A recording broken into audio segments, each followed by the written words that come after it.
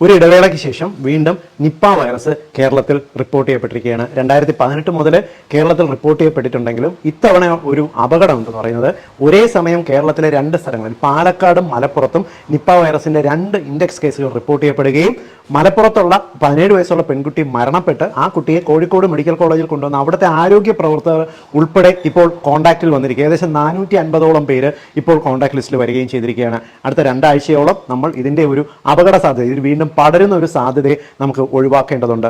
പ്രധാനമായിട്ടും Nipah virus ഇപ്പോൾ ഇത്തരത്തിൽ പാലക്കാട് മലപ്പുറം പോലുള്ള ഫലങ്ങൾ റിപ്പോർട്ട് ചെയ്യാൻ കാരണം ആ ഏരിയയിൽ കൂടുതലായിട്ട് കാണുന്ന ഫ്ലൈയിങ് ഫോക്സ് എന്ന് വിളിക്കുന്ന ഒരിനം വവ്വാലുകൾക്കകത്തായിരിക്കാം ഈ വൈറസുകളുടെ സാന്നിധ്യം കൂടുതലുണ്ടാവുക.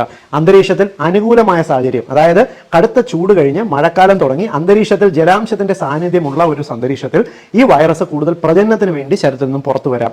ഇത് വവ്വാലുകളിൽ നിന്നും നേരിട്ട് മനുഷ്യരിലേക്ക്, വവ്വാലുകളുടെ ഉമിനീരിൽ നിന്നും പടരാം. പ്രത്യേകിച്ച് വവ്വാലുകൾ കടിച്ച ചപ്പിയ പഴങ്ങൾ മനുഷ്യൻ കഴിച്ചിരുന്നാലോ ഇല്ലെങ്കിൽ വവ്വാലുകളിൽ നിന്നും പന്നിയിലേക്ക്, പന്നിയിൽ നിന്നും മനുഷ്യരിലേക്ക് ഈ ഒരു രീതിക്കും പടരാനുള്ള സാധ്യത നിലനിൽക്കുന്നുണ്ട്. അതുകൊണ്ട് നിങ്ങൾ വവ്വാലുകൾ ചപ്പിയ പഴങ്ങൾ അടുത്ത ഒരു 3 ആഴ്ചത്തേക്ക് കഴിക്കരുത്. വവ്വാൽ ചപ്പിയ പഴങ്ങൾ, പ്രത്യേകിച്ച് മാമ്പഴം, ജാമ്പയ്ക്ക, പേരയ്ക്ക പോലുള്ള പഴങ്ങൾ ഒഴിവാക്കുക. അതുപോലെ തന്നെ ഇപ്പോൾ ഈ നിപ്പ റിപ്പോർട്ട് ചെയ്യപ്പെട്ട ഏരിയയിലുള്ള കള്ള്, തെങ്ങ് ചെത്തിയോ അല്ലെങ്കിൽ പന ചെത്തിയോ ഉള്ള കള്ളിന്റെ ഉപയോഗവും അടുത്ത ഒരു 2-3 ആഴ്ചത്തേക്ക് പൂർണ്ണമായിട്ടും ഒഴിവാക്കാൻ ശ്രദ്ധിക്കുക. അന്തരീക്ഷത്തിൽ സാധാരണ ഇവയുടെ ഉമിനീരിൽ കാണുമെങ്കിലും അന്തരീക്ഷത്തിൽ ഈ വൈറസ് ഏകദേശം 15 മിനിറ്റ് മാത്രമേ ജീവിക്കുള്ളൂ എങ്കിലും ഇവ പലപ്പോഴും ഈ പഴങ്ങൾക്കകത്ത് വന്നിരുന്നാൽ പഴങ്ങളുടെ pH-ഉം അതേപോലെ പഴങ്ങൾക്കകത്തുള്ള ഫ്രക്ടോസിന്റെ അളവ് കാരണം 5 ദിവസം വരെ പഴങ്ങൾക്കകത്ത് ജീവിക്കും. അതുകൊണ്ട് കഴിയുന്നത്ര വവ്വാലുകളുടെ മുറിപ്പാടുകൾ, കടിച്ചിട്ടുള്ള പാടുകളുള്ള പഴങ്ങൾ ഈ ഒരു സമയത്ത് യാതൊരു കാരണവശാലും ഉപയോഗിക്കാതിരിക്കാൻ ശ്രദ്ധിക്കണം.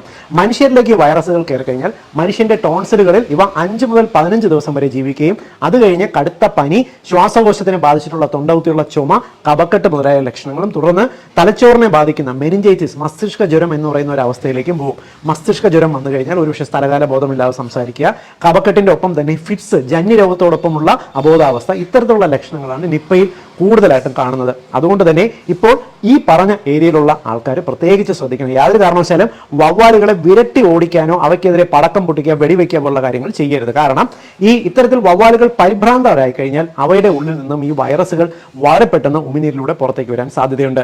അടുത്ത ഒരു 2 ആഴ്ചത്തേക്ക് നിങ്ങൾ എല്ലാവരും ഒന്ന് ശ്രദ്ധിക്കുക. അസുഖമുള്ളവരെ സമൂഹത്തിൽ നിന്ന് ഐസൊലേറ്റ് ചെയ്യുക, അവർക്ക് മാസ്ക് വയ്ക്കുക, ഈ പറഞ്ഞ കാര്യങ്ങൾ ശ്രദ്ധിക്കുക. എല്ലാവരുടെ അറിവിലേക്കായിട്ട് ഇൻഫർമേഷൻ ഒന്ന് ഷെയർ ചെയ്യൂ.